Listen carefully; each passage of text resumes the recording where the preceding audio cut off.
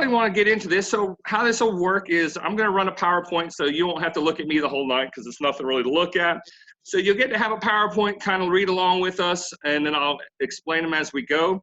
If you have questions, I know that we have muted everybody so that we're not hearing, I don't know how many people we got in this, but quite a few. So you don't hear anybody. But if you need a question, if you'll just hit on the chat, Amy and Tamara are here. They'll be answering questions from the chat, or they'll be feeding them to us and we can answer them as we go.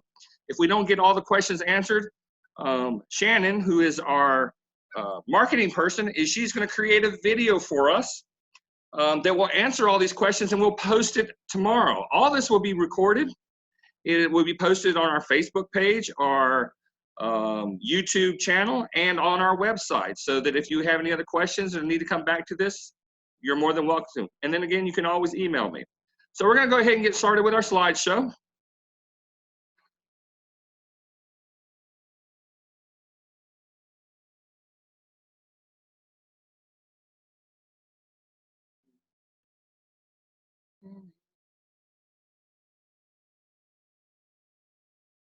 Again, this is our parent informational for you all. This covers all camps. Next slide. I've already introduced you to our team. This is us coming up. There are a total, and then I didn't include that we do have Lori and Janelle, who most of you all talk to on the phone. They are administrators. They take all the reservations and things like that. But this is how our camp runs for this year.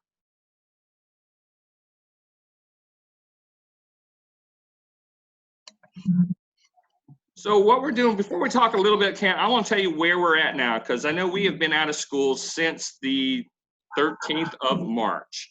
So Inference Cares has went ahead and opened what we call our crisis care sites.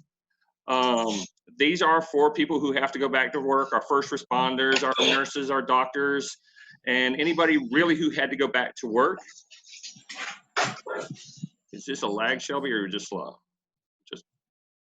So we actually currently offer 6 sites. We're at Brunson Elementary, Kernersville Elementary, Morgan Elementary, Spees Elementary, Ashley, and then we still serve downtown for our special needs children.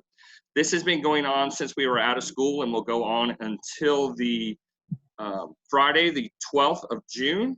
Summer camp will start on the 15th. So if you need care, it's just a flat fee of $20 per day. We're open from 6:30 in the morning to 7:30 in the evening. It does include breakfast, lunch, and dinner provided by the Winston-Salem school system. And of course, we do afternoon snacks as well.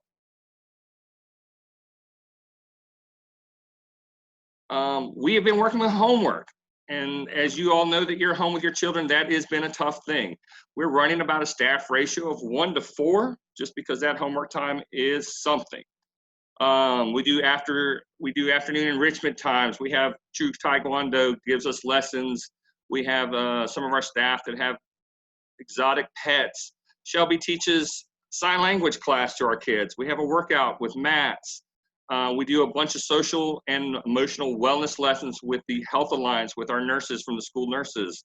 And of course, they have playtime. So it's something that we're not stuck in school, but they are pretty active all day long. If you do need care, I'm going to go ahead and put Lori's at the end. You'll have Lori's information to contact her. She will take care of that, okay? So with that, we're gonna roll on to summer camp.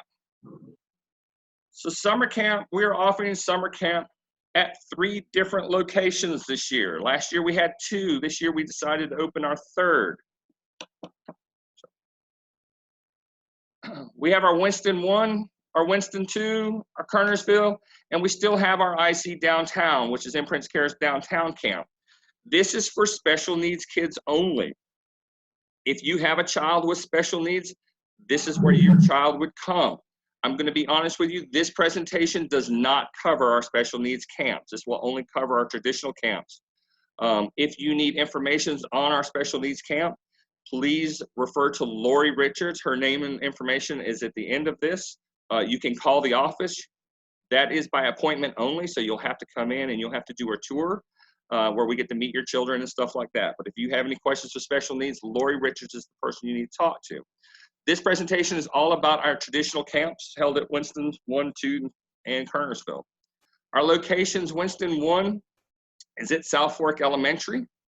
Winston 2 will be at Spees Elementary, and Kernersville will still be at Union Cross. Now, Spees and South Fork are new to us. If you're new to us, then that doesn't mean anything. If you've been with us for a while, we have moved from Meadowlark to a little closer, easier proximity for people to get to. So we're at South Fork and Spees. Fridays right now is still really up in the air. As you know, in the past, we have not been allowed to be in the school system, the schools on Friday. They close during the summer. We are working with the schools to try to get us into the schools every Friday. The problem is they haven't confirmed that with us. Our other problem is we've been in churches and other facilities on Fridays, and all of them have closed to us because of the current conditions that we're under. So we will keep this as up to date as possible. We met with them again today. There's a good chance, but we haven't confirmed anything. The other thing we're working on, school will start on the 17th. So that last week when we're normally not allowed in the schools due to everything from teachers coming back to open houses, we're normally not allowed in the schools. Again, we have nowhere to go, so we are working on making sure that we get that. As soon as we know or so something is confirmed, we will email it out, email blast everybody who's signed up and let them know what's going on. We want to be open every day that we possibly can for our parents at work. We move on. Our operating hours for camp are the same as normal. We will be open 7 a.m. to 6 p.m. We're open every day except for the 3rd of July and the last day of camp, which is the 14th of August. Every other day we are open. Payments, this year's camp went to $165. There are some things that have been included in the camp this year, and we'll go over those. But if you have questions about payments and billings, if you've already got something or you've got questions, this is Lori Richards' information. Again, I will have this at the last slide, and it will sit up there for a little if you need to copy that information. But she's the one, if you have any camp questions or any billing questions, or you need to register for either crisis care or summer camp, Lori is your lady that you need to talk to. She is very busy, so I would email her or call her in the mornings. That works out the best for her. Okay, our summer camps, the way we work our traditional summer camps is we break our kids down into 2 groups. We call them teams, the orange team and the blue team. Our orange team is our younger kids. That is our rising kindergartners through our rising 2nd graders. Our blue team is our rising 3rd graders through our rising 6th graders. And we do this so that those 2 groups don't interact with each other throughout the day. We keep the smaller kids to themselves. We keep the larger kids to themselves.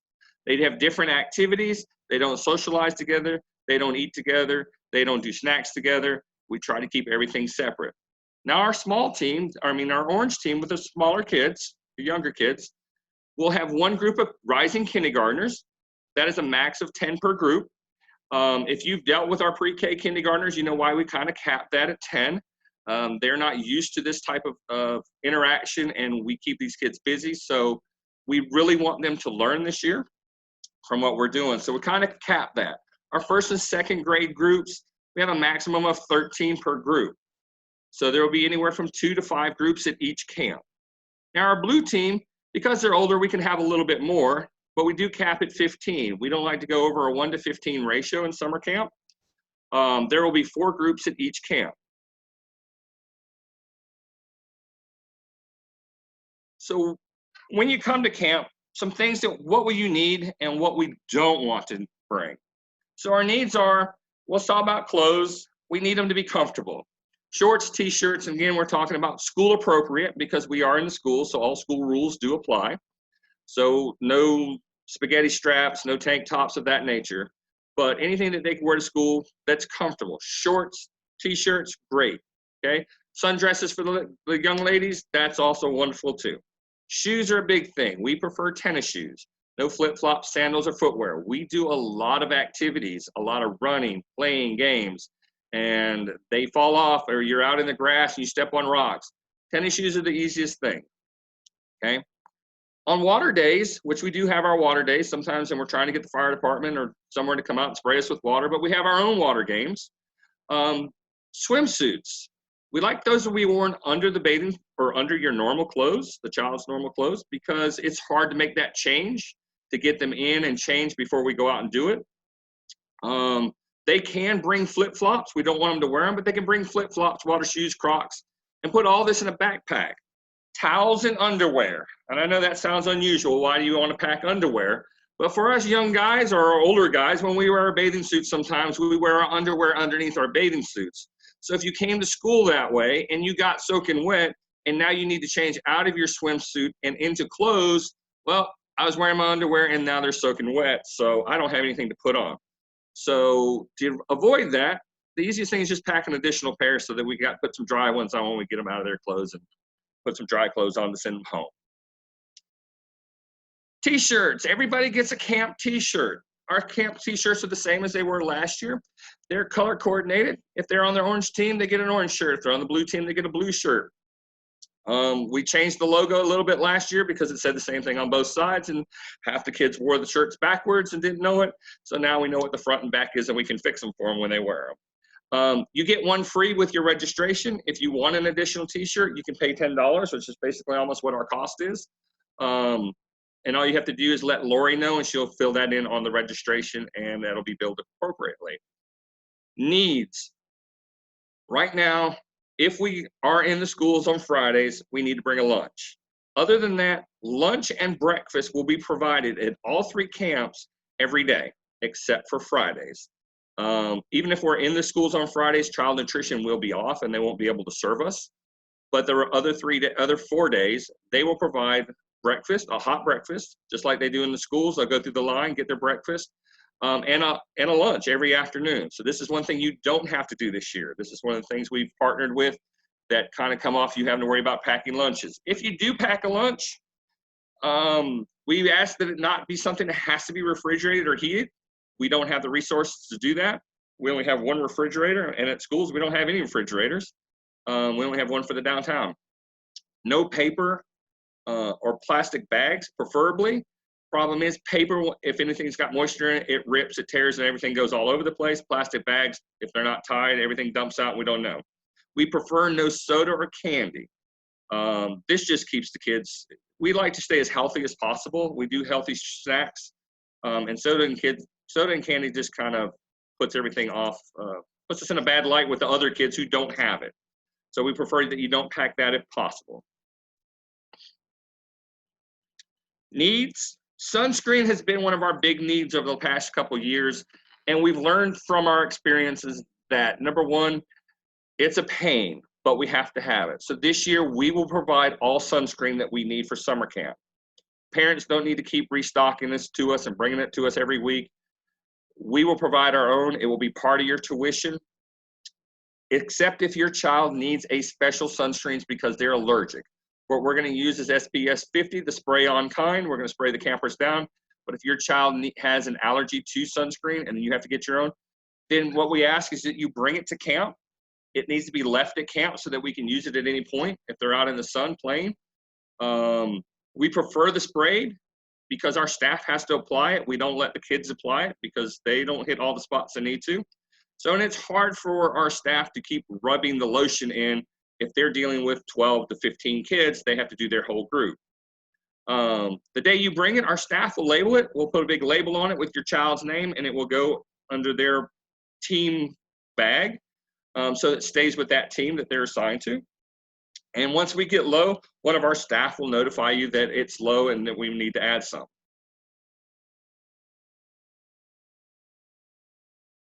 Other needs, this is stuff that your child can bring, but they don't have to. A lot of kids bring their own water bottles. They have to keep track of it. We do prefer that they put their name on it.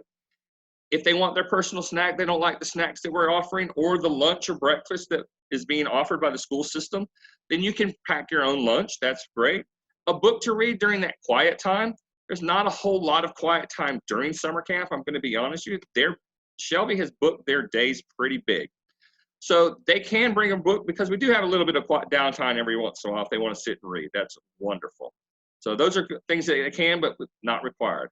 What we don't want them to bring is any type of electronic device. Cell phones, tablets, gaming systems, smartwatches, okay? We keep them busy. My staff is paid to keep them extremely busy. We don't need them to bring toys, game, trading cards, or fidget spinners. And I know this is probably an old slide from about 3 years ago. Fidget spinners aren't as big as a problem as they were about 3 years ago, but we still have some kids that use them. No money. You have paid us when you come. We do not need the kids to bring any money for any reason. Even if we do go on a field trip at one point, they do not need any money, okay? Sentimental values, that can be anything. I'm just going to tell you a quick story about one that we had about 2 years ago. A little gentleman broke down and started screaming and crying because he lost his pet rock that he got from his grandfather that he had for many years, and he lost it outside playing. And this kid was devastated. So that's a sentimental value. All those things can stay at home. They will not need them at camp. Jewelry for the girls, they don't need to wear anything. We don't want anything that can be lost, broken, taken by another student or anything, okay? I'm gonna let, as you all know, we're in a different time and age for summer camp and for everything else that we're doing. We are following CDC, state and local health department guidelines. Ashley has been in charge of all our stuff for our crisis care, and she has been developing all our stuff for summer camp. So I'm going to turn it over to her, and she will tell you all about the things that we are doing. Hey everybody, so this is Ashley. Just wanted to first say that safety is our #1 priority, and we're doing everything we can to ensure the safety of our students and our staff. So some of the added health and safety measures that we're currently doing that we're going to incorporate over into summer camp are when you register for camp, and if you haven't done so, a part of that registration is you're going to be receiving a waiver, and that is just, a health waiver for us to provide care for your student. All of our staff and all of our students all fill out this waiver. And that's pretty much all about that, but you'll get that in your registration packet when you sign up for camp. And then we're going to go over different things like our pickup procedures, our health screening, hand washing and space sanitation, general safety, and drop-off procedures. So our drop-off procedures, this is normally, if you've been a part of our summer camp before, you park your car, get out of the car and come in and drop your student off at camp. We are putting a big no-no on that for this year. It's all going to be curbside service. So when you drop your student off at camp, as a parent, you will stay in your car, and we have staff members that will be outside to help your student get out of the vehicle. And we are also trying to encourage, if possible, the same parent pick up and drop off at camp. This just kind of helps with who we come in contact with and limits that. And an Imprints Care staff member will meet you at the curb, and they will sign your child in and out, and they'll also perform a brief health screening that will go into detail in just a few minutes. And then once that student passes the health screening, they will be handed off to another staff person that's inside the building, and then that person inside the building will direct that student to where they need to go. And before the student enters the building, we will have a sanitation station where students will sanitize their hands before they go into the building. And staff members will also be sanitizing their hands between each student. They help do their health screening and get them out of the car. Please, please, please arrange for enough time to go through this process. This is going to be every single day of summer camp. I know the first week will be even a little bit more chaotic because we give out t-shirts. It's the first day. So please, especially that first week, allot enough time to go through this drop-off procedure, and just every day, because we're going to have to do these health checks every single day to ensure the health and safety of our camp. And then if you need to speak with a staff member beyond the regular drop-off or pickup procedures, we'll have a designated area in the parking lot that you can park your car and talk to one of the staff members.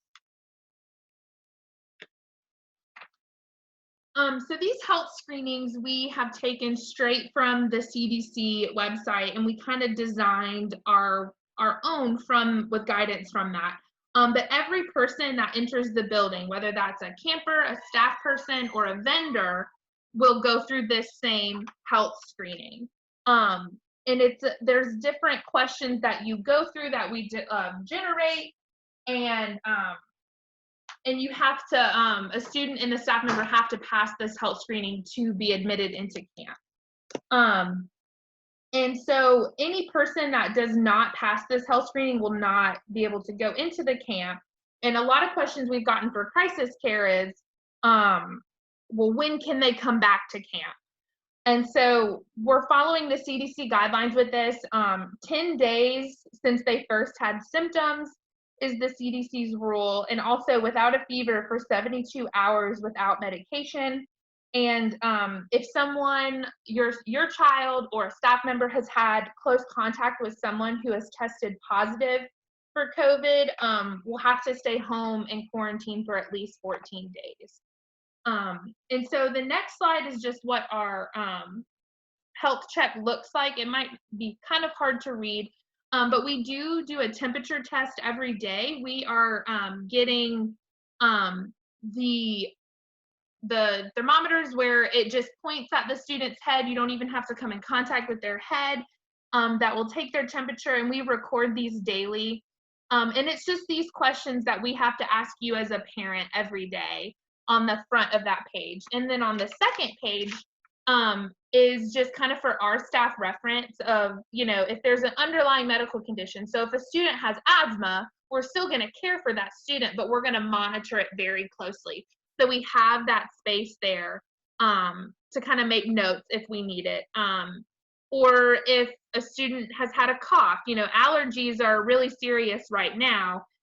So we just want to kind of monitor all those different types of things.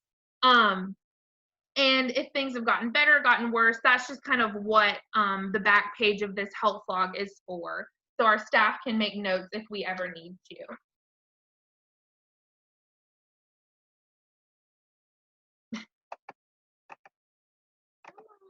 Sorry, we're having a little bit of technical. There we go. So hand washing and space sanitation. This is, again, something we're taking very, very seriously. If you've been involved with our camp before, we do rotate between every 30 to 45 minutes for activities. And with that, between every rotation, staff and students will be washing their hands. And we have different logs that we monitor this with. And then also, it's also the staff's responsibility to sanitize any equipment that we have used between activities. So if there's a group playing in the gym and they play with hula hoops, that staff will have the tools to sanitize all the equipment. And that's kind of the biggest. And then we also have our leadership staff. So our camp directors and things like that will be regularly, multiple times daily, will be sanitizing general used areas. So the door handles and the water fountains and tables and things like that. So we have all these different cleaning logs that we have put into place. So some questions I think that have come through. So staff with face masks. So when students are being dropped off, all of the staff will wear face masks and gloves when they are outside doing the health screenings with students.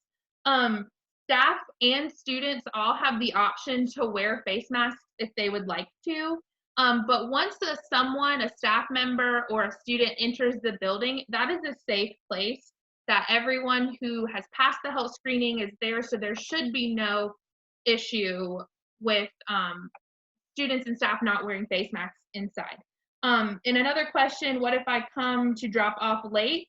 All you need to do if you drop off late is you will call. We have site phones. There will be signage posted, and you'll also get those numbers prior to camp where you can call the staff member on site and say, hey, I'm here to drop off my student. The staff member will gear up with their gloves and mask and come outside and health check that student. Well, no, so not all in the car will be screened. It will just be the camper. And um so one more. So, and then other general safety precautions, staff will be trained very thoroughly in all these procedures and things as they come. A lot of our staff are already working our crisis care, so they're pretty up to date with all of the different safety protocols. But we are starting our staff training as early as next week to get them in, to get them trained, and to get them feeling comfortable with all these different procedures that we have. Like I mentioned, staff will record all of the cleaning and hand washing. We have different logs for everything.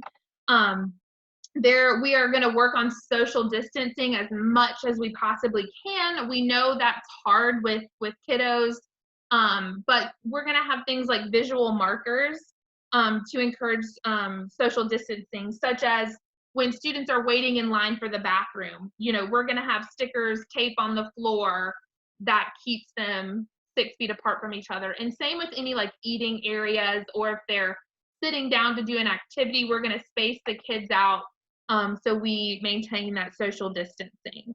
And if a student begins to demonstrate any signs or symptoms, they will be given a mask. We have been very lucky to get some awesome donations from different people in our community with masks. And we have some set aside that are just for students that will be placed at camp. So if a student starts to show signs, that we will isolate that student into a special place monitored by a staff person, and then where they can wait while they're waiting for their parent to pick up. And if a staff person starts showing signs, they'll be sent home immediately. So any cleaning products that we use will be locked. We have locked cabinets at each one of our camp locations. And when those products are not being used, they're going to be locked in our cabinet.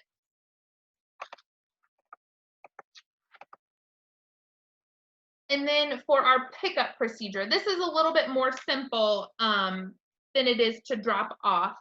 So at that normal drop off, pickup time, the staff members will be outside to meet the parent, and they will radio inside to the staff members what camper needs to be ready to go home.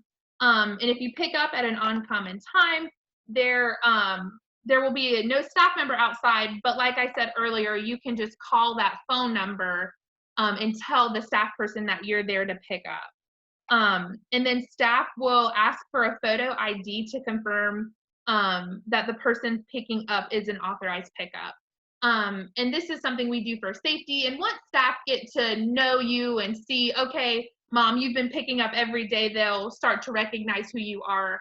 But if Grandpa picks up for whatever reason one day, we're going to be asking for that photo ID just to make sure kids are going home with who they need to. Okay. All right. Thank you, guys.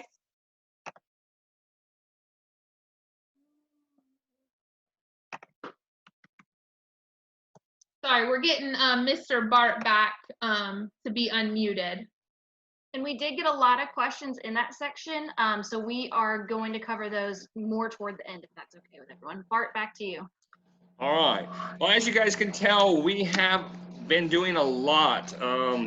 We are in constant contact with our own local health department, who passes our information along, and Ashley's been doing a great job. I know there's a lot of questions, there's a lot of concerns about how we do things, how we're going to keep your kids safe. We're going to do everything possible to keep everybody safe. We've been running crisis care for 2 months now, almost 2.5 months, with no problems. I know that our numbers are a little bit higher, or are going to be a lot higher than our crisis care. So, we will have the social distancing as best as possible. We know our capacities. Now, we're in an educational building, which capacities are a little different than what you think of in the general public. The general public inside, you're not allowed to have anything more than 10. But for an educational building, I can have it's by square footage. So in the size of a gym, I can have up to 50 kids. Will we? Probably not. Our groups are designed for about 15 kids, no more than 15, with one staff member. The most I'd probably have is maybe 2 teams playing a game of dodgeball in the gym, or an activity together of that nature, but that is going to be rare. We do try to keep them apart. There are no games where we touch kids and all the rest of that type thing. Lunch, I saw a couple for lunch. Yes, they will sit separate from each other. They can't sit next to each other. We are going to distance them. We're going to mark seats and chairs and stuff that tells them that where they can sit and where they can't sit, just like if you were going to a restaurant. We will have everything prepped that day. It's going to seem very unusual for your students. So if you'll tell them this is what they're kind of expecting, I'm sure with what's been going on, they're used to a lot of changes, but it's different when they go back to school, say, hey, why can't I sit right next to my person? And here there's like 3 seats in between us. This is what we have to do to conform with the safety and what's best for your children, okay? We're gonna move on. So what to expect the first day of camp? Or prior to the first day of camp? Well, number one, you're going to get an email a week out of your first day. Might not be the first day of camp, but it'll be your first day of camp. So some people will get this week 3 if you're coming week 4. For the rest of you coming week 1 starting on the 15th, or that week, you'll get it the week prior. You're going to get an email that's going to tell you everything about camp, kind of like what we're giving you here. It's a long, lengthy email. It's got everything in it that you're going to need so that you can pull up on your phone if you ever have a question. It'll have the phone numbers. It'll have everything you need in it.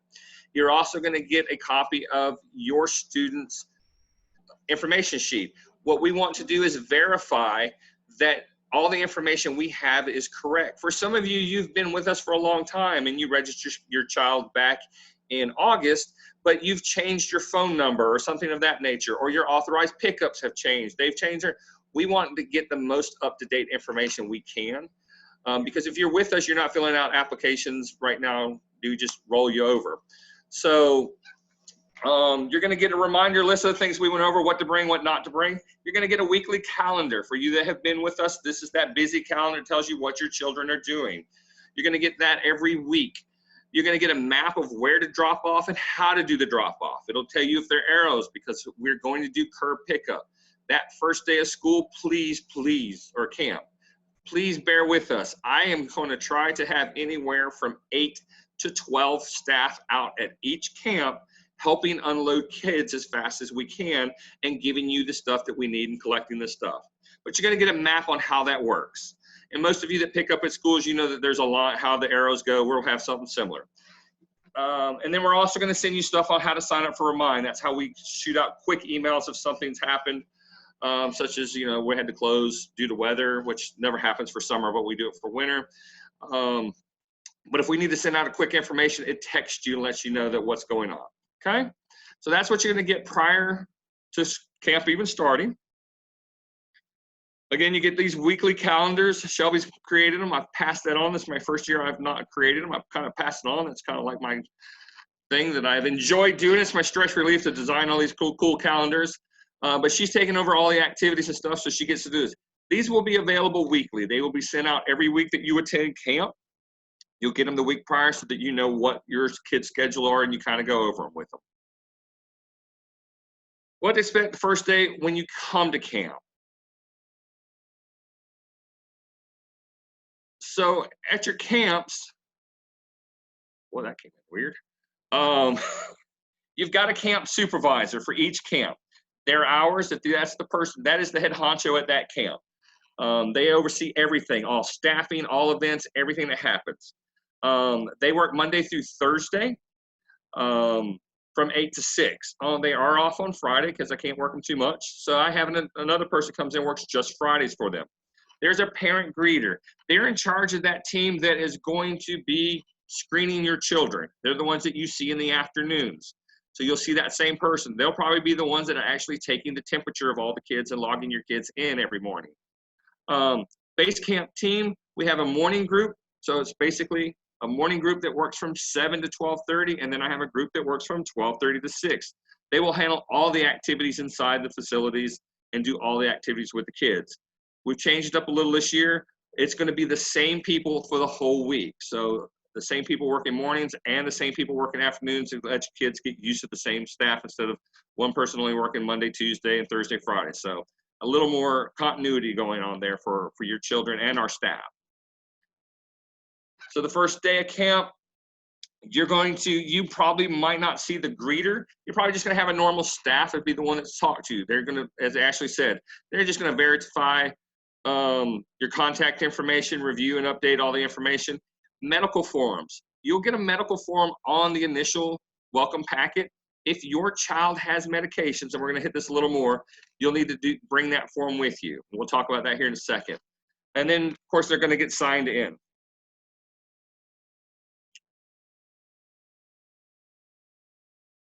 That first day, when you come in, they're going to give you your t-shirts that you have for camp.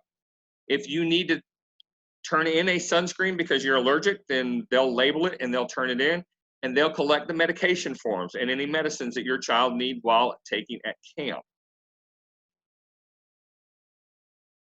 So if your child has a medicine that they need to take every day, or you just want to send aspirins or something of that nature, you can.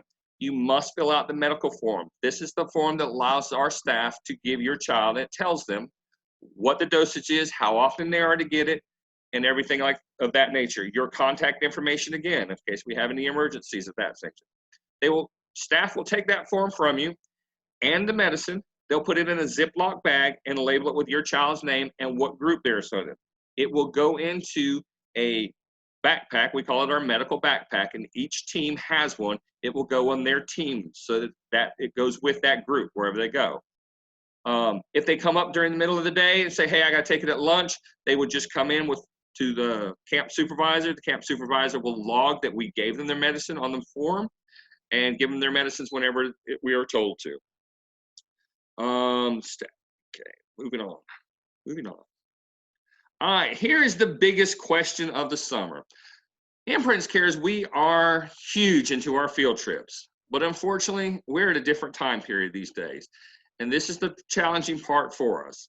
So due to the CDC's guidelines and what the governor of North Carolina has put out, is that we cannot have any non-essential travel, and we must maintain social distancing through this phase 2. I do not know what phase 3 will bring, but through phase 2, we can't go anywhere.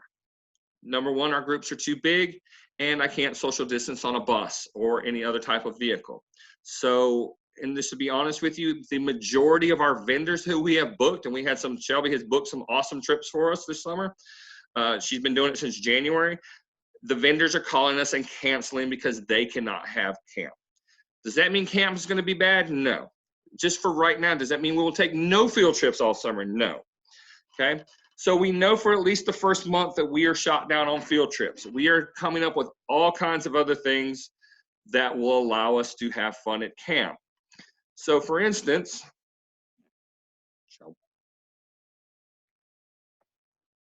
Bart, did you need me? yeah, want to flip the slide for me? Yes. Thank you. You got it. So we're trying to bring a lot of these vendors to us because we can have them at schools. So they won't actually be doing on a rolling field trip. So I know that, for instance, one of our trips was going to Charlotte to the North Carolina Raptor Center. Shelby's been in contact with them. They're going to bring their birds of prey to us. So we're going to do a lot of things. Taekwondo is coming to us instead of us going there. There's a lot of things that we will be bringing to camp. We just won't have the field trips. We are hoping that sometime in July, toward the end of camp, maybe we can roll these field trips. But as of right now, I can't tell you what we can do or what we can't do. It's just that we can't roll anywhere right now. As soon as the governor releases some more things, then we're hoping that we can open up and we can keep going on field trips. I know one of the big ones that we did last year was the overnight trip. I've got a lot of emails from people wanting to know, hey, is that going to happen again this year? We are trying. We are trying our darndest to make that happen. It is in August, right before the kids go back to school. So hopefully curfews will be lifted a little more and we can make those things happen. We will keep you up to date on a weekly basis of where we stand on field trips. Things might happen at the last minute. It might be, hey, you know, if the governor lifted this, we're going to start rolling on our trips. There might not be as many as we've had in the past, just because, again, the numbers kind of keep us from going places.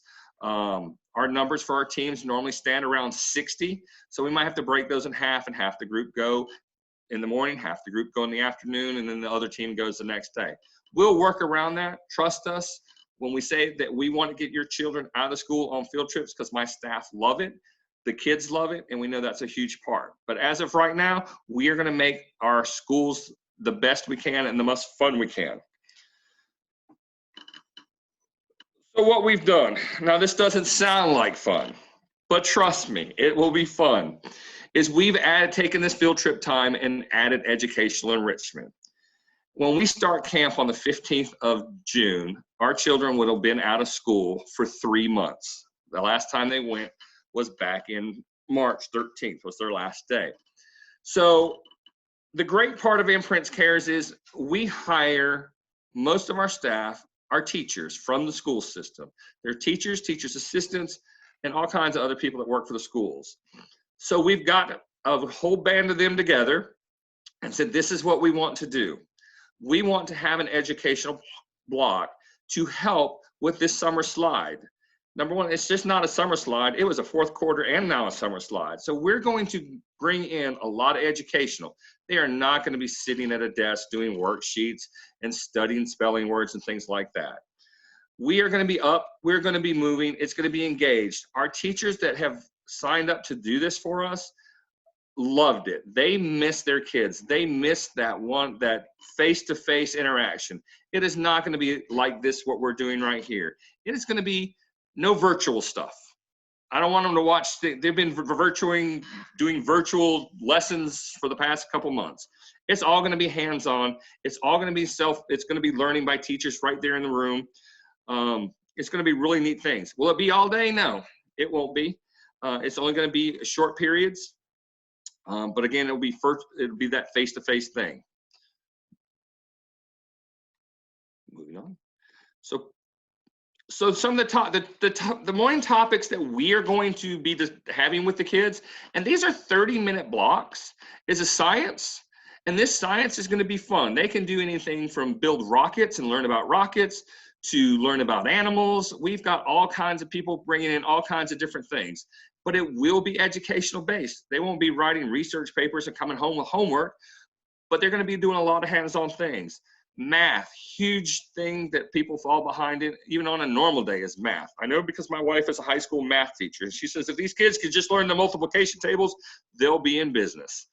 But we're not going to sit and just do multiplication tables. We're going to work with the kids on a lot of different math things, a lot of cool things that they can't do in the classroom or that their teachers have been wanting to teach. They just haven't been able to due to the timing. So a lot of fun activities, geometry. They'll have a competition. I know several of my teachers are looking at having competitions between the different groups, math challenges and things. They'll have, I can't think of the word. Oh, escape rooms that are built on math. We'll have escape rooms built on all our topics, really. So we've really looked at doing a lot of cool things. Reading and writing. For our younger kids, we've adopted the Heggerty program, which a lot of our school system has adopted. And we will be working with our K2 group in this Heggerty program. It is a 20-minute lesson. That is it.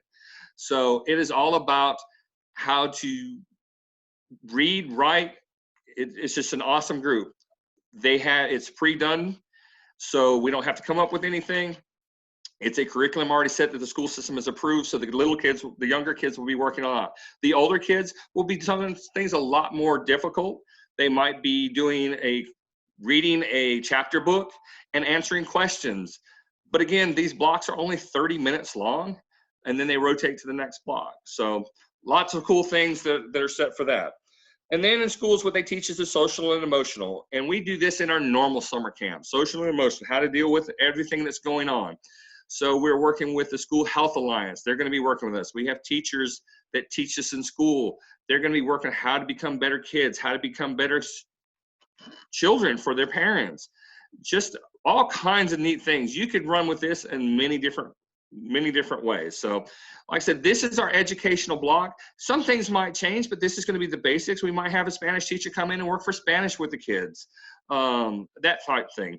We really didn't throw in art because, number one, when they're doing their theme activities, that's a lot of PE time, which is games, a lot of crafts, that's arts. So we've got a lot of things built into the day, but we never tell the kids that part is educational. They learn a lot. They'll learn a lot about science because Shelby, even though all our weeks are themed, she does a lot of history behind the themes where the kids learn. One of the weeks is all about presidents. They're going to learn to do crafts and activities about presidents, and they're going to learn about them. They just don't know that. So that's a lot of history thrown in there. So that's some really cool things that we say that we do. So a typical day, what does a typical day look like? For our younger kids, our orange team, you're going to hopefully drop off between 7 and 8. Or 8:45. I recommend that you drop off before breakfast starts. And honestly, it's free. It's normally breakfast for the school system is really good. It's either going to be pancakes or something like that, French toast. But we do have schedules for that. You'll know what the schedules are. So I recommend that you try to drop them off before breakfast. In the morning, though, they'll have games. They'll be broke up into groups. They'll start off in the cafeteria, and as the numbers get where we need to switch them, they'll be moving to classrooms to still play. At 8 o'clock, they'll go out to the playground. Then they'll come out for breakfast. Their enrichment time or their educational enrichment time is from 9:15 to 12:30. So they're only 30-minute blocks, but they are rotations. So why it seems so long is we still have to go to the bathroom. We have to wash our hands. We have to wipe down the tables. Again, it's that part that Ashley was talking about, that some time-consuming things that takes up a little bit of time. So that's why it seems like longer than just a 2-hour block. They'll eat lunch around 12:30 to 12:15. Again, lunch is free. Unless your children just don't want the school lunch, that's fine. They can bring their own, but they go to 1:15. In the afternoon, every afternoon, they will be doing all activities based on whatever the theme of the week was. So it could be games, crafts, activities, you name it, special guest. That's what that time where they'll handle all the things with the activities. They'll have their snacks around 3 o'clock. And then the theme activity, they'll have another rotation of theme activities. The end of the day, they'll be going to the gym, playing some gym games. And then that last hour, we kind of break them up into smaller groups where they can play individual games, puzzles, read. This is the time they can read while they kind of wait for mom and dad to come pick them up. Some of them sleep because they're pretty much passed out by this time. So that's a typical day for the orange team. A typical day for the blue team is just the opposite. They will have their activities, their themed activities in the morning. While the younger group is doing their educational themes, the older kids will be doing their theme-based games and activities. After lunch, they will start their educational block. And then they'll have snack at 3:30 to 4 o'clock. And then they also go into, now this says playground, cafeteria games. That's just pretty generic for us. It does change. It's not the same thing every day. We do add different things in there that can happen, but they are like larger group type things. And this year we're going to be breaking them up into smaller group things. So it can be that you have a reading, they go read, or a group goes to cafeteria, a group goes outside.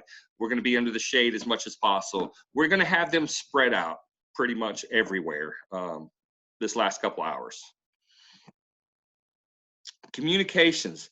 The easiest way to communicate to you, or how we communicate, number one would be by email. And that's how you guys hear from me most of the time, is email. If we need to, we'll give you a phone call. If your child gets hurt for any reason, if they don't feel well, if they just said, I need to talk to my mommy, we are going to call you, okay? Please don't think that everything's bad every time we call you. It doesn't mean it, but we're not going to try to bother you at work. But if your child needs any assistance, we're going to give you a heads up. We also use the text Remind. It's through remind.com, but it sends you a quick text. If we just need to send it to you, then we'd send you a text. But this allows us to send the whole camp a text at one time, so all the parents get it at one time. Okay? The easiest way to contact us is, most of you all have my emails and cell phone number. You can call me. But if you need to get actually in touch with the camp, you will have the camp director's cell phone number. You will also have the cell phone for each team. If your child is on the orange team, there's a separate cell phone who's in charge of the orange team. They'll have that phone. If they're on the blue team, there's a separate line for them, okay?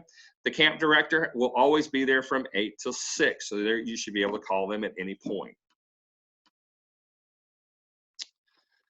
Okay, weekly themes. This is where the fun kicks in, and I'm going to turn it over to the fun girl, Miss Shelby, and she will tell you all the stuff that she's been working on. She's actually been working on this since October, And she told me that she was really disappointed about this COVID-19 thing that happened because this was the first year that she was well ahead of schedule, and all of a sudden things changed. So we're always being tested here, but she had everything planned. Your calendars were even done, and this hit, and now everything in the last 3 weeks, she has been changing everything with camp. So I'm going to turn it over to her and let her tell you all about what's going on. Thanks, Bart. Yeah, no, I'm excited to see your campers this summer, and it's going to make it all worth it, I promise. So what we are going to do is just go through very quickly the weekly themes. Normally this is about what activities they're doing at camp and on field trips, but for now, like Bart had said, we are putting a pin in all field trips, so it is going to be focusing on the themed activities that are happening at camp.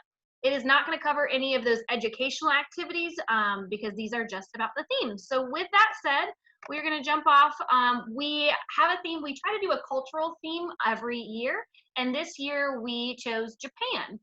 So last year we did, I believe, Mexico. The year prior was Scotland. So this year was Japan because the Olympics were supposed to be happening in Japan. So some activities they'll be enjoying at camp. Your kids will be learning how to do some haiku. They'll be making candy sushi rolls out of the Rice Krispies and the Fruit by the Foot. They're going to be doing some windsock crafts and then be learning some brush strokes, all from Japanese culture. Then another theme that we've got is going to be the Hall of Presidents. This week is going to be the same at all camps. It's going to be that 4th of July week. So it's going to be happening that week. They will be enjoying colonial games. They'll be making their own presidential monument marshmallows out of marshmallows. We've created a national treasure hunt where they'll be scouring around the school to find all the clues to find their treasure, and enjoying a presidential parade where they'll get decked out and enjoy going on a parade around the school. We also have a STEAM week this year. I know it was a huge success. We did a similar week last year, but kids really enjoyed the STEAM activities themselves. So we've incorporated some music lessons. The kids will be doing an egg drop competition. We've got things like geoboards. We have pattern blocks. We're making binary necklaces. So a lot of those STEAM activities. We also have a whole block in the afternoon or in the morning, depending on what team your child is on, that we're bringing in an outside company called BrickEd Robotics, and they'll be coming to us and they'll be doing 4 rotations. They'll be making cars. They'll be doing some different robot activities and things like that that will last that whole rotation for the morning or the afternoon. Another thing we've got Where the Wild Things Are, which is based off the popular children's book. We'll be doing a reptile scavenger hunt where they'll go find the reptile eggs. Then they've got some animal tracks bingo where they'll be playing and identifying different animal tracks, and then playing various predator versus prey kind of gym games. We have 2 special visits for this week. As Bart mentioned earlier, we were supposed to go visit the Carolina Raptor Center in Charlotte, but we are unable to at this time. So they are going to bring the raptors to us. They're going to bring 3 different birds of prey, teach the kids all about how they are, how they fly, what they eat, and the kids will get to see those up close and personal. We also have a visit from the Carolina Reptile Center, which is located in Kernersville, and they'll be bringing different kinds of different kinds of reptiles for the kids to view and also touch, given parent permission, and learn about those kinds. So we've got the birds, we've got the reptiles, creating Where the Wild Things Are. We also have a theme week all about the great state of North Carolina. So we'll be doing different Carolina-based activities. I don't know why it is jumping, but I'm going to keep making it go back to what I'm talking about. So they'll be doing a North Carolina taste testing where they'll have to compare, does the Coke or Pepsi taste like it tastes from North Carolina? So looking at different products that are made in North Carolina. For instance, they'll be tasting a Krispy Kreme donut versus a Walmart donut, and they'll have to see if they can identify which is which. We've got several gym games, a lot which correspond to beaches because so much of our state is coastal. We're going to do a Wright Brothers airplane design where they're going to design their own paper airplanes, send them through a course, see how far they can go, but also test their accuracy and just overall style. And we're going to play a couple games about our airports, a couple games about our lighthouses, because those are all things that are very important to North Carolina. The Not So Secret Life of Pets is our pet themed week, as you can tell. At base camp, they're going to be doing several activities regarding pets. They're going to do a hereditary activity where they have to look at adult animals, adult pets versus, for instance, an adult dog versus a puppy, and have to match the two. Even getting into breeds, an adult bulldog and a puppy bulldog, they'll have to match those. They'll be going through a dog agility course. They'll be seeing a video of that in action and then get to build their own obstacle course. They get to do an example where they create their own ideal pet. It can be something as simple as my favorite pet's a dog, or they can combine animals to have a dragon, lion, fish mix, and then they have to design the habitat that would best suit that pet. We also are going to look to you parents, because we are looking to have a parent pet show and tell, where the parents will bring their pets. Again, parents won't come into the building, but will bring the pets, have their kid do a show and tell. We do have 3 different special visits for this week. We have several service and therapy dogs lined up that are going to come in and teach us about what it is to be a working animal. We have a visit from the Forsyth Humane Society who's going to come in and tell us about how pet adoption works and teach us the importance of pet care. And then we also have a visit from Mr. Tyler. He has several exotic pets, and he's going to be bringing those in to tell us about them and their lifestyle in the wild, but what it's like to have them as a pet. Next up, we go to our career themed week. Hi ho, it's off to work we go, where your kids are going to be able to learn and experience and play different kind of ways that that we would in the different careers, because there are a wide array of careers. So for some examples of what they'll be doing at base camp, we've got a waiter in training practice where they'll be doing an obstacle course while trying to keep their dishes from falling off their tray. We've got astronaut academy where they're going to be dodging asteroids and things like that. And then we've got a plumber pipe maze where they'll be designing their own pipes and pouring water and seeing where the leaks are and having to fix that. We have 2 visits set up for this week. We have a visit from a chef and nutritionist through Child Nutrition that's going to come in and tell students all about what it is to be a nutritionist and also share some of their nutrition expertise with them. And we also have a visit set up with the Winston-Salem Police Department to come in and tell us about what it's like for their careers. Wilderness Explorers Week. For those of you that have seen Up, you guys definitely recognize this little friend. He is a wilderness explorer. And this week, your kids will become wilderness explorers. During this week, we're going to do several activities at base camp. They'll be going on a scavenger hunt and collecting their Wilderness Explorer badges after they make their Wilderness Explorer sashes, as you see Russell in the picture wearing. We'll be learning how to use compasses and learning about our cardinal directions and playing various games with those. And then playing several, again, gym games involving the food chain and things like that. We have 2 visits for this week. Miss Rudy is one of our teachers at South Fork. She has been a scout leader for 10 years and is going to come in and do some rotations where she teaches our campers about different scout techniques, how to build a fire, how to set up a tent, things like that. And then we also have Miss Wanda coming in. She is a certified EMT, and she will be coming in to teach us about some wilderness first aid. So for instance, how to splint a leg using sticks and bandanas and all that fun stuff that our kiddos are going to get really excited about and hopefully never have to use in their own wilderness exploring. And last but not least, Survivor, our 6th anniversary of Survivor. We'll be doing different land activities, water activities. They'll be making their team banners, and this is really a week for them to learn how to team build, how to work together, and to see what team comes out on top. So with that, that is all of our themes. And this is the themes by camp. You might notice that these themes are not what was originally posted. As Bart said, we are going back to school as of right now a week early. So a lot of those themes did have to adjust and move around. So if you signed up because of a specific week, for instance, I really want my kid to go to the week about Japan, please make sure that that is still the same week that you signed up for, as some of them have changed. And if you have any questions about that, feel free to reach out to Lori, as she does all of our registration. She will be able to switch those weeks and fix that for you, because we know that is something that some parents do.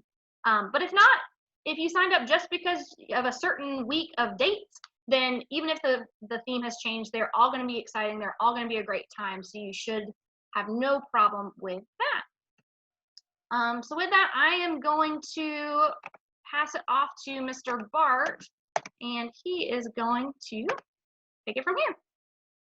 All right, guys. Thanks, Shelby. Again, another wonderful year of camp. The only thing that is missing is all those wonderful field trips, but hopefully we can get those in, and I'm glad that we were able to get some of these vendors to come to us. I know, like she said, some of our parents do sign up for specific weeks. They did have to change because, number one, summer camp got reduced from 11 weeks to 9 weeks because school is going back early. So we had to change some things around. Like we took out the Summer Olympics because we're going to hold those for next year, being the Summer Olympics got postponed. You will just need to call Lori. Yes, I will allow you to switch your weeks if that's what it is. The problem was, we know that this is a wild time. It's a crazy time, and everything changes from day to day. I think for the first 3 weeks, every day we came in, we were pulling our hair out because it changed from the day prior. Things are a little bit calmer now, still not as great as we'd love to have them, but we understand that there are changes that need to happen. So if you need to, this is Lori's number. You're going to bombard her. I will tell you that if you need to switch weeks, you need to call her or email her as quick as possible. I will tell you that Winston Camp 1, which is at South Fork Elementary, is getting very close to being full. The same with Winston-Salem Camp 2 at Spees Elementary. They are very close to getting full. There is room I believe there is still room for all weeks for both grade levels or for both teams, but I'll be honest with you, I know especially the Orange team, at both those camps, there are weeks that are under 10 openings left. Kernersville, if you're from Kernersville, sign up because Kernersville camp has a lot of openings. They're probably at half capacity right now, which is not a problem. But we have plenty of room for your children. When we do hit capacity, we will have to shut the camps down. We cannot go over capacity because we'll be violating our CDC guidelines that we're allowed to have. We pushed it to the max so that we could handle everything we need to handle because we have a lot of great parents that need care for this time. You've been home with your children. Thank goodness mine are old. They still come over to visit for dinner and everything, but I can send them home.